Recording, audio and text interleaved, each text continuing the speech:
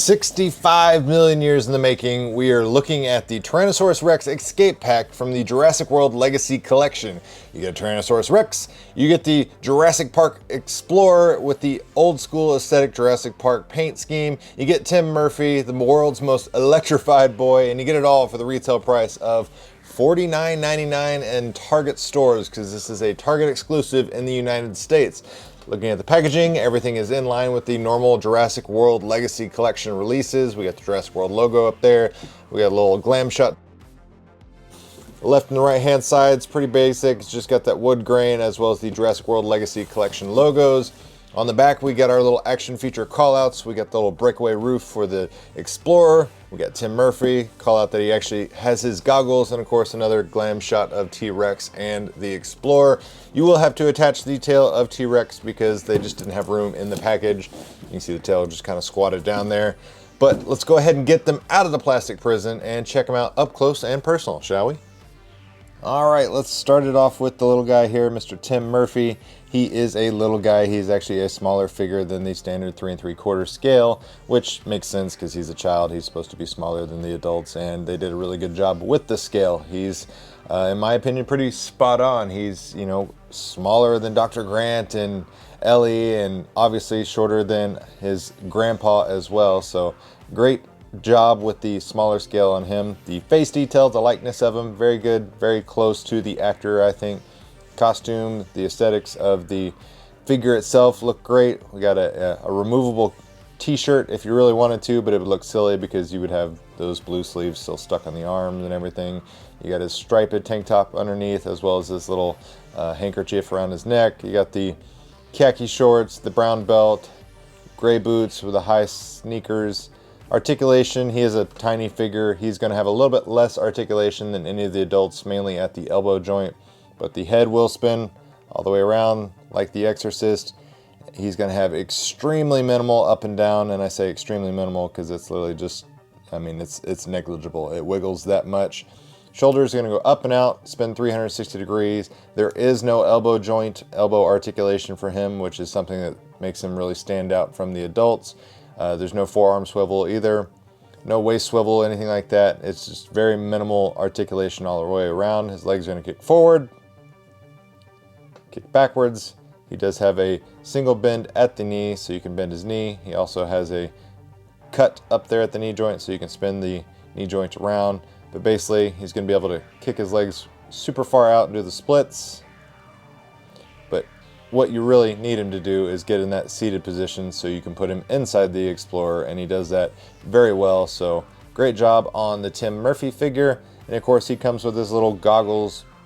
Very easy to just slide on top of his head. It's soft plastic. You can, you know, have it sitting there on the top of his head, or you can put it on over his eyes. Paint job is a little bit sloppy on these goggles, but they are very tiny and they're just soft plastic, so I'll give him a pass on that. But overall, great job on the Tim Murphy figure. Then next up, we have the Jungle Explorer itself. Absolutely iconic vehicle from the first Jurassic Park franchise movie. You got the, you know, the red stripes here on the hood, the classic Jurassic Park logo. You got your brush guard. All the stickers on this are pre-applied, so you don't have to worry about installing them yourself. And for the most part, everything looks straight and pretty well done.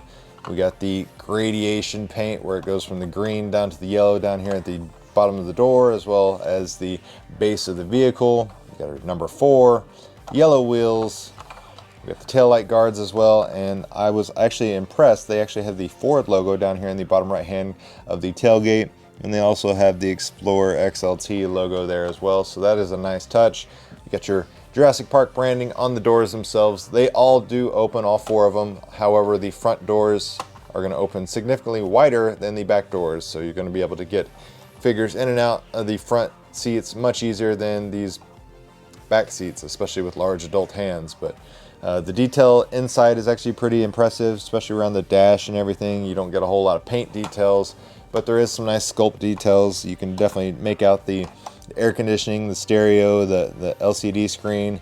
Steering wheel doesn't really turn a whole lot. It's got some wiggle to it, but it's not really going to do anything. It's not going to dictate the turning of the wheels or the axles or anything. Everything is just a standard solid, you know, barbell style wheel design. This is not an actual reproduction of the old Kenner vehicle. In fact, I'll pull that out here so you can see for comparison. Mine is, widen out here, it's definitely beaten up and missing some parts, but as you can see scale-wise, so here's the newer version next to the older version. Close that door. The old Kenner version is just significantly taller. Obviously it's designed differently. It didn't have doors to open. It had, you know, various breakaway parts, but height-wise, this is definitely a smaller vehicle. This one had like an open canopy. This one actually has a smashing canopy design. It's all spring-loaded there, but I think they did a great job with it. It's a great-looking vehicle. This is something that every Jurassic Park collector needs in their collection, is this iconic Jungle Explorer vehicle. Like I said, we have the smashable roof where the Tyrannosaurus Rex comes down, tries to get the kids. It's all spring-loaded, just comes right back. Very easy to do, and it's got some nice, you know, snap to it. I don't think you could wear that out, which is great. Back door, nothing opens back here or anything like that. You get this, you know, kind of backwards look at the spring mechanism there. But overall, fantastic job on the Jungle Explorer. I think it's a great looking vehicle. No removable parts, so you don't have to worry about things falling off or breaking off unless you just absolutely smash the top there. But great job on the Jungle Explorer. And lastly, of course, we've got Sexy Rexy herself, looking fantastic. Got a dark brown paint scheme.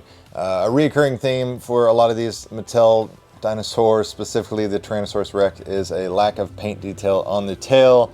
As you can see, we got some dark brown gradation all the way through the back and along across the neck, and then it hits the tail and it's just absolutely plain Jane brown.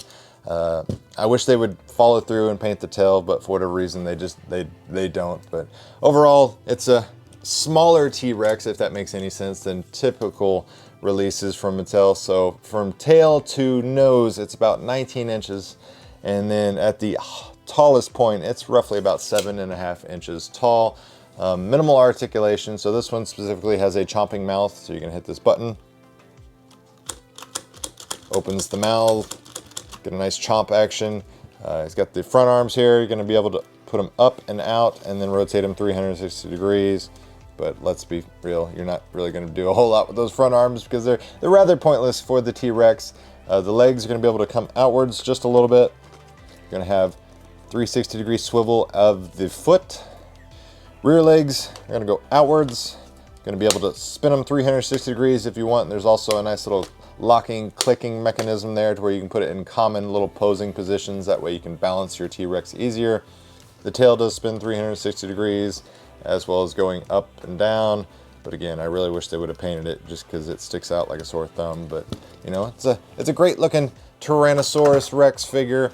Obviously does a good job lining up, scaling, going right through the roof there, especially if we do the little chomp action.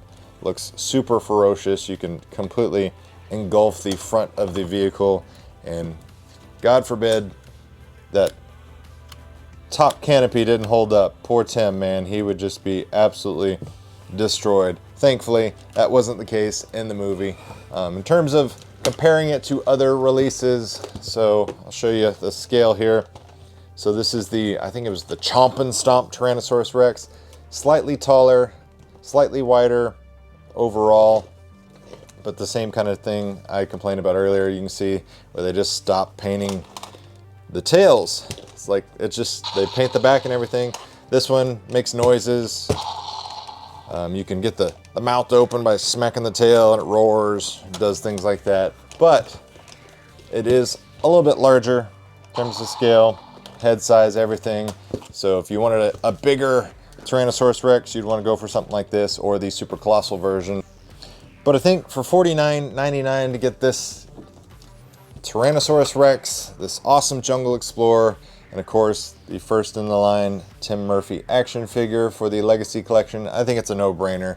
If you want to pick one of these up, I'll put a product link down in the video description box below. And guys, if you enjoyed the content, make sure you hit that like button. Share this video with your friends if you found the information helpful. And as always, thanks for watching, guys. It really means a lot.